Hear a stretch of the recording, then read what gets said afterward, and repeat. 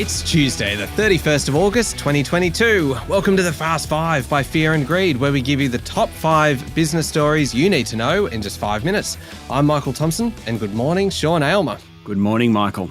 All right, Sean, 5 stories in 5 minutes. Let's jump into it. Story number 1, get ready for 3 days of talk about jobs and skills with the summit starting tomorrow and plenty of pre-summit deals already being negotiated.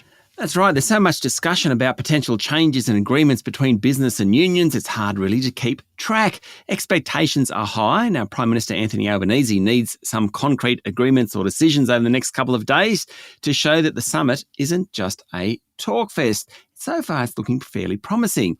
Yesterday, Education Minister Jason Clare hinted at visa extensions for international graduates as a way of addressing the skills shortage. Students might be able to stay for up to 4 years after completing education. The Australian Council of Trade Unions, the ACTU, the main union peak body, and the Council of Small Business Organisations Australia, which represents all the small businesses, reached a memorandum of understanding to support multi-employer agreements to simplify workplace rules, as well as a simpler test for enterprise agreements.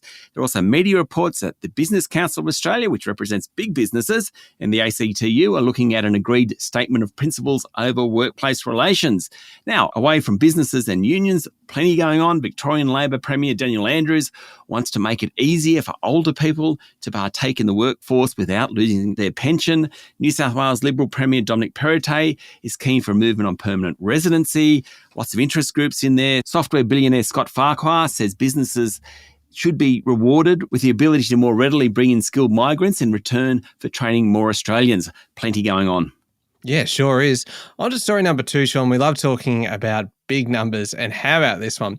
Woodside Energy has delivered a massive profit, up more than 400%, and tripled its half-year dividend. Big, thanks to soaring LNG prices and a contribution from the old BHP Petroleum, which merged with Woodside earlier in the year.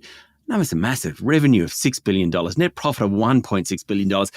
Got to keep in mind, though, these guys are spending huge amounts of money. Chief Executive Meg O'Neill, she said volatile energy markets had demonstrated the importance of gas in the world's energy mix. Fair enough. And Woodside's going to keep investing. In fact, they're going to invest $9 billion on major projects over the next 2.5 years. Those projects include a couple in Western Australia, Scarborough and Pluto 2, and one in Senegal called the Sangomar Oil Project. Massive numbers, Michael. Yeah, they are just huge, aren't they? All right, story number 3, Sean, I'll be interested to hear what you make of this one. Almost a quarter of retirees will apparently die with as much money in super as when they actually entered retirement. Now, this is important for retirees and their children and their grandchildren, of course, because when retirees die, generally it passes down. The really hard question for retirees is, how much can I afford to spend? Well, plenty of them reckon they only want to live off the earnings, not the capital, not that lump sum that they get to begin with. In fact, 23% want to live off the earnings. About half want to preserve some of the capital. Why? Worried about aged care, worried about health. Also, they want to give their kids and their grandkids some money. Does show, though, there's a huge pool of money sitting there owned by retirees that isn't being spent. That's not necessarily a good thing. All right, story number 4, Sean, there is a boom in pub sales at the moment, and I know you love your local pub. How about this one, though? The Kingscliff Beach Hotel on the New South Wales side of the Queensland border is going up for sale with an expected price tag of $100 million. Incredible. It is a cracking pub. It's pretty much the mainstay of the town of Kingscliff. And it's really a lovely spot to go and have a beer at any time of the day, I would say. There's actually been a bunch of big sales recently, or a lot of pubs going on the market. So the Oaks Hotel in Sydney's Neutral Bay is up for sale for about $175 million. That would be a national record if they got that. The Longueville Hotel, which isn't far from the Oaks, sold for $50 million. And the Imperial Hotel in Noosa has a $20 million price tag on it. Plenty of pubs up for sale, and they're fetching big prices. Yeah, they sure are. All right, last one. Story number 5, Sean.